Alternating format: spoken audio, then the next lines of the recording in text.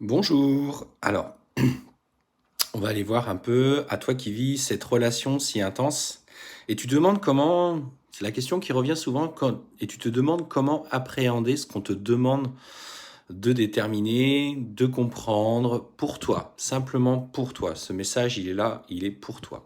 Allez, on y va. Prenez que ce qui vous parle et bien sûr adaptez en fonction de votre situation. Ce qu'on te demande,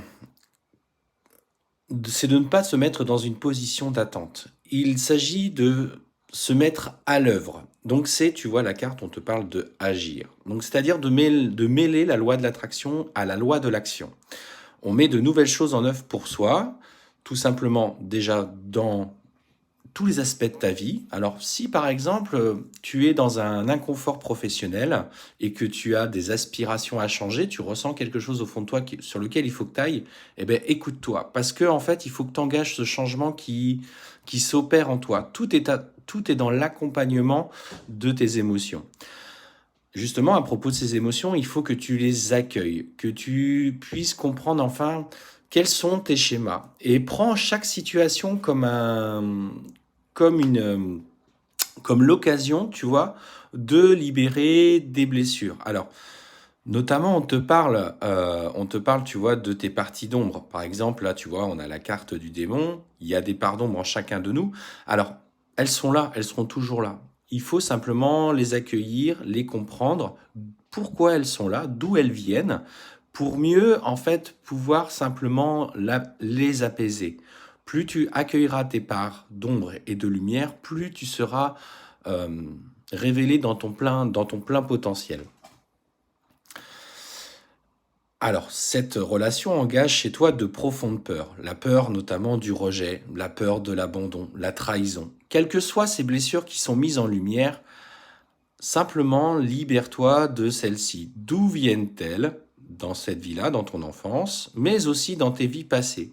La peur, en fait, vient en écho avec ton ego parce que c'est comme s'il te fixait des limites au fur et à mesure de tes expériences, justement pour éviter d'avoir à ressouffrir. En fait, c'est une barrière simplement de protection. Justement, là aujourd'hui, il faut accompagner ton ego pour dépasser justement ces peurs. Et c'est là en fait que c'est plus compliqué pour nous qui avons l'habitude justement d'être toujours dans la réflexion, d'être toujours dans l'appréhension des événements futurs. Comment ça va se passer? Pourquoi il ne me recontacte pas? Pourquoi elle ne revient pas vers moi alors qu'on ressent cet amour si profond? Et voilà. Et on te dit qu'en fait, ce dont tu as peur, c'est de trouver ce parfait équilibre et de te mettre à nu face à cette autre personne pour qu'il profite de ses faiblesses. Or, cette rencontre, cette union particulière, je dirais plus que ça, parce qu'on parle d'abord d'union dans les énergies et après dans la matière, c'est tout simplement, c'est que tu sois toi-même, avec toute ta sensibilité, toute ta force, mais aussi toutes tes faiblesses. C'est dans le compromis entre vous deux que vous parviendrez à vous montrer tel que vous êtes, sans craindre justement que la personne qui est face à toi te fasse du mal.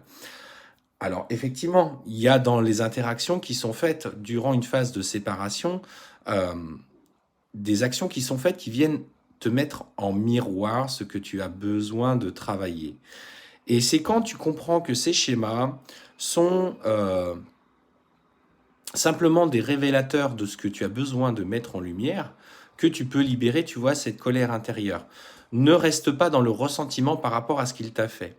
Vois votre interaction comme une expérience sur laquelle tu vas devoir dépasser. Parce que derrière se cache l'amour inconditionnel. L'amour inconditionnel, c'est pas l'amour facile sur lequel on a envie simplement de poser une tête sur une épaule, faire des câlins, partager des moments intenses. Voilà, faire des choses à deux. C'est pas que ça. L'amour inconditionnel, c'est je t'aime sans condition. Je t'aime au-delà de tes faiblesses. Je t'aime vraiment d'un amour sincère où je t'accueille tel que tu es, mais tel que tu es dans toute ta sincérité, pas tel que tu es avec tes voiles d'illusions que tu essayes de présenter.